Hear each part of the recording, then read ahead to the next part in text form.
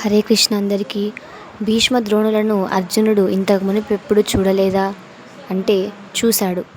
విరాట నగరంలో ఉత్తర గోగ్రహణ సందర్భంగా వీరందరితో యుద్ధం కూడా చేశాడు.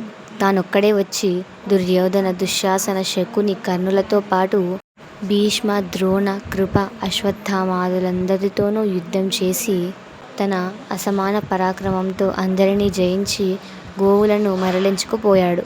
అప్పుడు ఈ విషాదం కలగలేదు. మరి ఇప్పుడెందుకు కలిగినట్టు? అదే ఆ భగవంతుని లీలా విలాసం.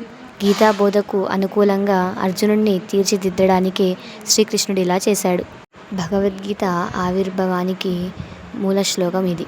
ఇక్కడ శ్రీకృష్ణుడి చర్యతో అర్జునుడిలో అహంకారం తొలగింది, విషాదం కలిగింది, జ్ఞానాన్ని అందుకునే యోగ్యత కలిగింది.